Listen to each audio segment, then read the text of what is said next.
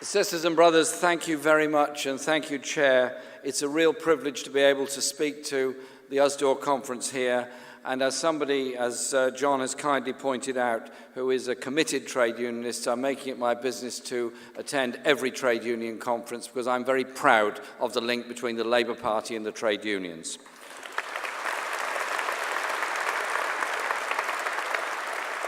And it's great being here in the Winter Gardens. I first came to a Labour Party conference here as a young man of 19 or 20, and the atmosphere then was very different to today. The lighting was worse, everybody was smoking, there was a conspiracy going on behind every pillar, and by the end of the day, if you're sitting over there, you couldn't even see the platform here, but you thought there were probably people still on it. We've moved on a bit with health and safety in the trade union movement. And I want to thank John for being General Secretary for 12 years and Paddy as Deputy General Secretary, who's also Chair of the National Executive Committee of the party. And Paddy, I'm sure you all agree with me, is the most incredibly patient man. He allows me to give very lengthy reports to the National Executive and never ever interrupts me. Thank you, Paddy, for that.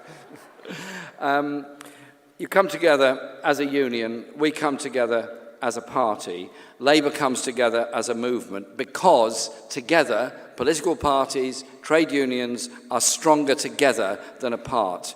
Your union was founded by very brave people and also people that saw the future in a way that many other unions had not. For example, Annie Tynan was the first ever woman organiser of a trade union in one of the predecessor unions of Usdaw in 1911 in Manchester.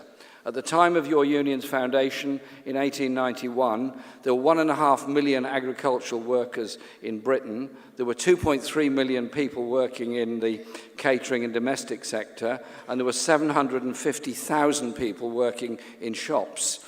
And a member of your union, who later went on to be a very famous person, Margaret Bonfield, was working for the Women's Industrial Council and became a sort of undercover spy in various big department stores, particularly in London and other places, and worked out just how disgracefully treated shop workers were in those days. Not allowed ever to sit down at work, made to run between events, never to delay in any way in dealing with a customer, forced to live in tied accommodation where they were not even allowed to put personal mementos on the wall of the rooms they were often sharing with other people. They were frankly treated as serfs.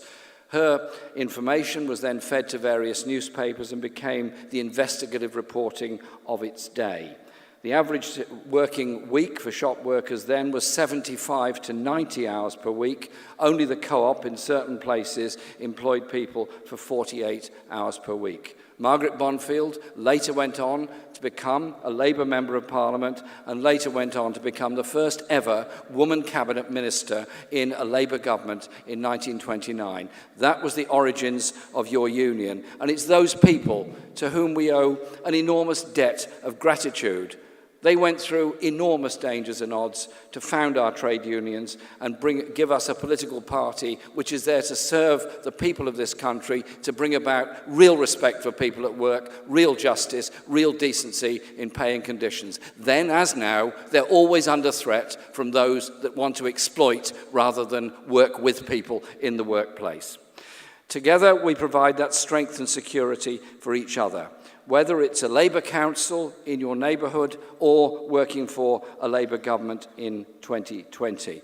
We now have, in the Labour Party, 400,000 members.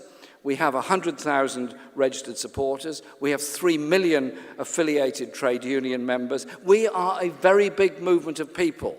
Together we can change opinions. Together we can do things. So when we won those votes on Sunday trading in Parliament, it wasn't just the parliamentary victory, very important as that was the culmination of a campaign by your union and its members and many other people all around the country that brought together a coalition that at least protected us from worse working conditions on Sundays, which is what the government were trying to do. It was your victory, a victory achieved by campaigning, justice and ordinary people. Thank you very much for the work you put into that.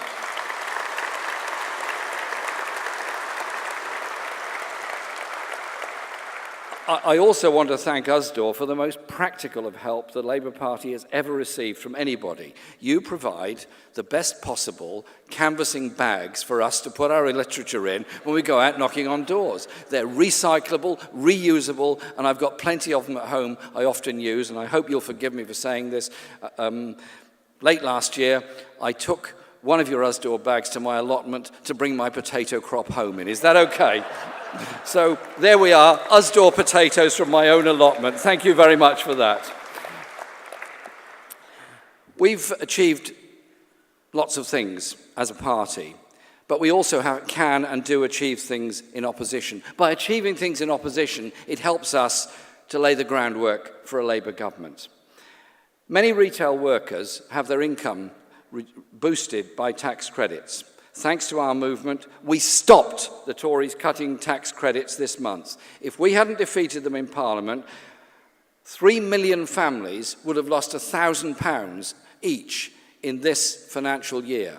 It was the campaigning of the unions, it was the media attack we mounted on it, it was the parliamentary votes that we mounted on it, which meant that 3 million families will not lose £1,000 this year, thanks to the strength of our movement. This government has given tax cut after tax cut, tax break after tax breaks to the very richest and big corporations. Yet when it comes to low-paid workers, they want to take it away. They want to balance the books on the backs of the low-paid. That's why we blocked on tax credits, now being rolled into universal credit, which will eventually replace tax credits. And under universal credit, low-paid workers will disgracefully face the same unacceptable sanctions regime if they aren't seen to be doing more to increase hours or boost pay. Whether they get it or not, I don't know if Tory ministers fully understand what it's like to be on a flexible hours or 0 hours contract. You can't plan anything. You don't know what your income's going to be. You don't know where your future security is going to be because you don't know if you're going to be working that day, that week, yes or no. You don't know what your wages are going to be at the end of it.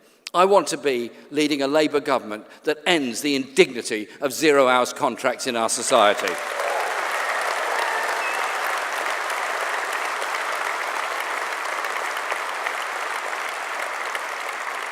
Let's be clear, the fault for low pay or insecure hours lies with employers, not with workers. The boost this year in the minimum wage for workers over 25 is, of course, welcome. But it's not a living wage. Let's not call it a living wage because it isn't one. We will continue the fight for a real living wage for workers of all ages, not just those over 25. If you're young,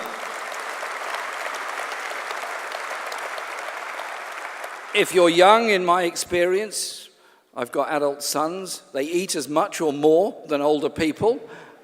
They need to pay rent just like anybody else. They need to go on a bus or a train just like anybody else. Their costs are not that different.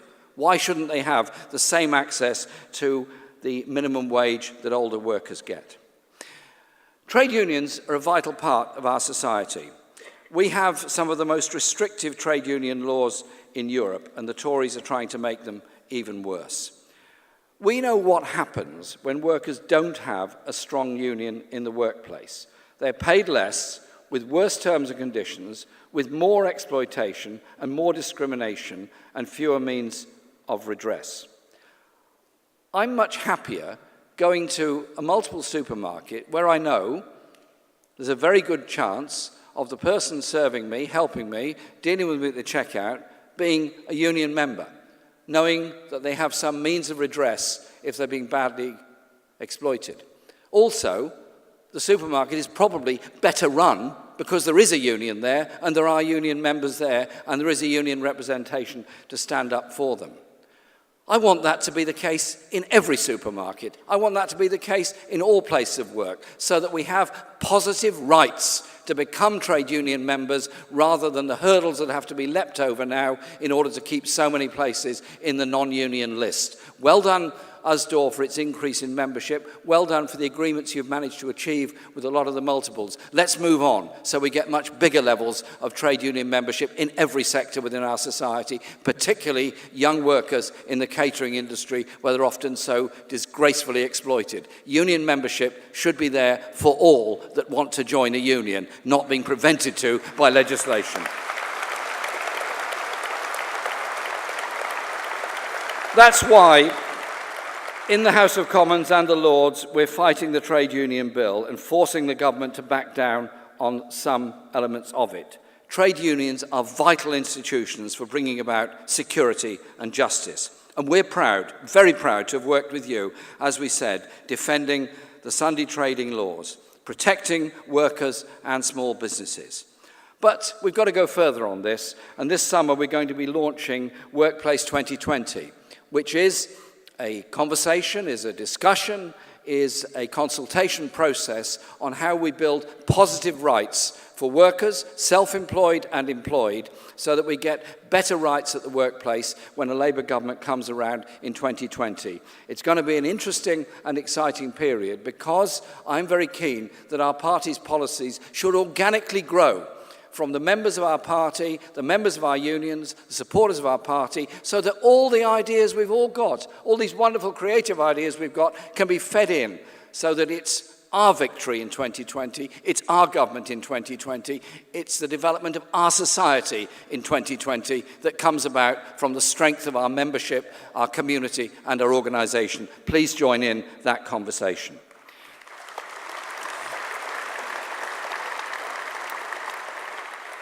Many people in the workplace, unfortunately, face bullying, face abuse, and the Freedom from Fear campaign is one that our party and our movement supports. No worker anywhere should face violence or abuse from any quarter, be it a manager, be it a supervisor, be it a member of the public, be it a customer coming into a shop. There has to be zero tolerance of abuse of those that are working in the retail or catering sector or transport sector or any other. And it's up to the managements to chase this stuff down straight away, so we don't tolerate any of that kind of abuse.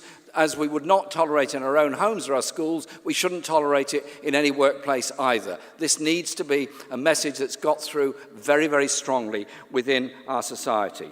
Shopping areas have to be made safe with sufficient policing on the street to make sure that is the case. Yet the Tories have cut 18,000 police officers since 2010. It's an appalling reality that 1 in 20 retail workers suffers violence, threats, or abuse. I want you to know that we fully support the union in its campaign for zero tolerance of any threat in the workplace.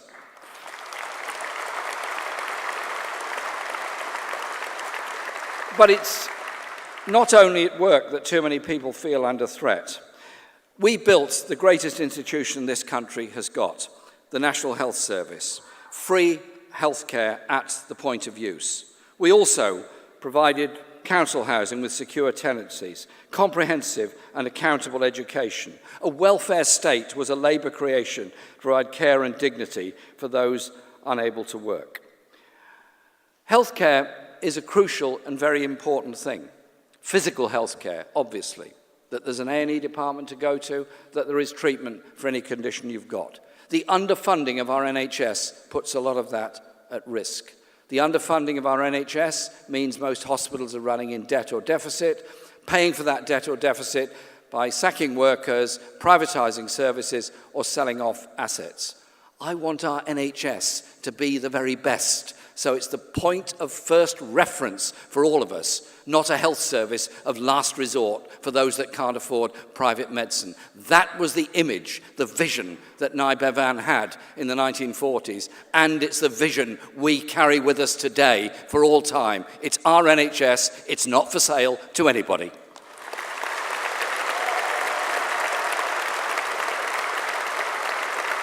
But there is also a mental health crisis in this country. 1 in 4 of us during our lifetime will face a period of acute or deep depression. It will be a mental health condition. We all know people that have gone through that, often silently and alone and in a place of great fear. We have far too many suicides amongst young men. who feel unable to speak out because of the stigma attached to mental health. So I was very proud to appoint a shadow cabinet member for mental health, solely for mental health, to show that we, the Labour Party, we, the Labour movement, treat this very seriously. End the stigma, end the abuse, support those people that are going through a crisis, and properly fund our mental health services so that people can be supported and helped recover from it and come back to work or go back to whatever they want to do, so that we as a society reach out to all and don't treat those with mental health conditions with abuse, with contempt, with jokes and ill-placed humour. It's not funny. We want to be a strong and caring society by looking out for everybody who's going through a mental health condition.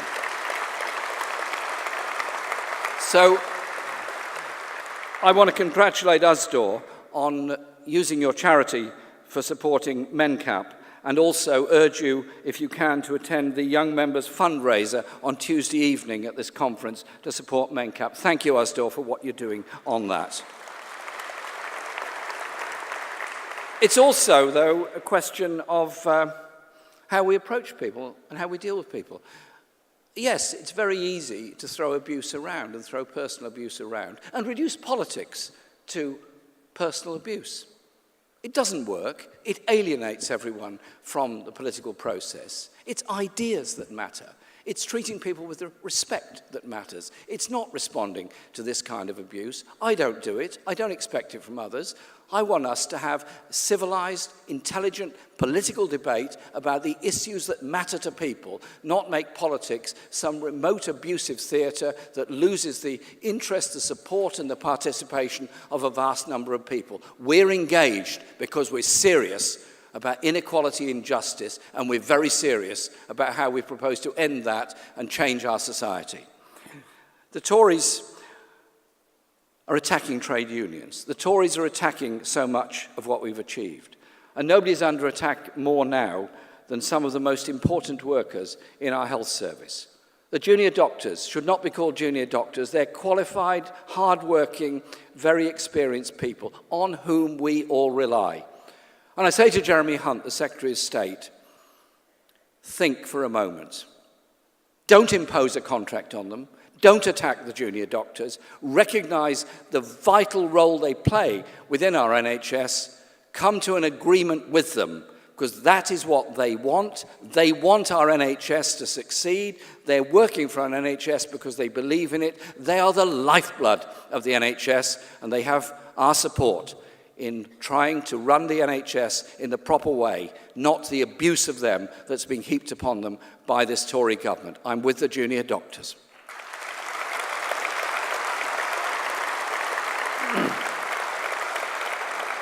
There is a debate coming up and the referendum coming up on Europe on June the 21st. There's a campaign for Brexit led by the Tory right and UKIP. Is that going to lead to improvements for working people? I fear the agenda of Boris Johnson and many others is actually to tear up things we've achieved. The right to paid leave, maternity and paternity leave, limit on working hours, right to take regular breaks, transfer of employment undertakings legislation. We know how the Tories behave in Europe. They blocked EU proposals that were put forward to save the UK steel industry. They blocked 6 times attempts to tackle tax avoidance. That's before we heard about Panama. And George Osborne rushed with an army of lawyers to the European Union to try and defend bankers' bonuses when they were under threat. We know the kind of Europe that they want. We know the kind of Europe we want. A Europe where we work together with unions, with progressive parties all across Europe, where we work together on workers' rights, on a social Europe. We work together on environmental protection. We work together to achieve the social justice that our movement was set up to achieve. And we work together to challenge the whole agenda of the Transatlantic Trade and Investment Partnership and the investor protection that's proposed with it. I want to work with our progressive friends all across Europe to ensure that everyone in Europe works together to achieve the same kind of social justice and same kind of equality that we can achieve together. So we're going to be arguing for a vote to remain in the European Union, and Alan Johnson is coming here on Tuesday to discuss that even further, because we believe, and the unions in general in Britain have come to the conclusion, that we're best off working together with our union friends all across Europe. It's not a free market Europe, it's not a bankers' Europe we want, it's a Europe of the people that we want to bring about real social justice.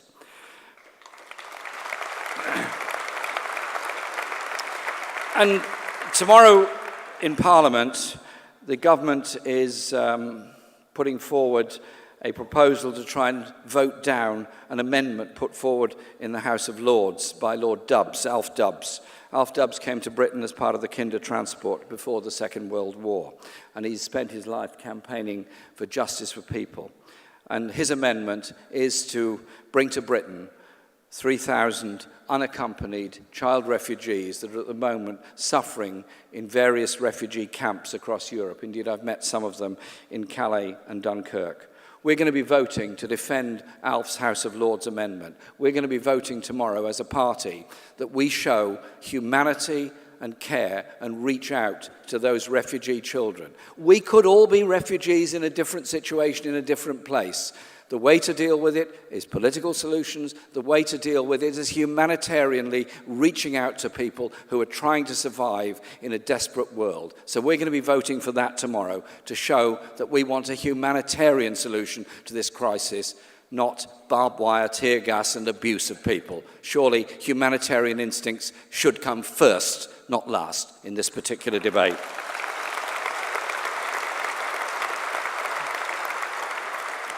Next week, there's going to be elections across England, Scotland and Wales. They're an opportunity to send a message. It's a number of simple messages. One, we will not tolerate cuts for the elderly and disabled people. We will not allow our schools to be forced to become academies, taking them away from the family of local authority schools and taking away the conditions of teachers and other workers within the school. We won't let them take away tax credits, curtail trade union rights, or continue to stand by as the housing crisis gets worse. If you're not already a member of the Labour Party, just like a trade union, the more members we have, the stronger we are. If we work together, we can defeat austerity and build a better society for everyone. Our party is stronger than it's been for a very long time, more determined than it's been for a very long time. I tell you this, if we want to build a better society, we do it. We do it by our unity, we do it by our strength, we do it by our care, we do it by our understanding, we do it by our confidence. Things can, and they will, change for the better. Thank you very much for inviting me here today.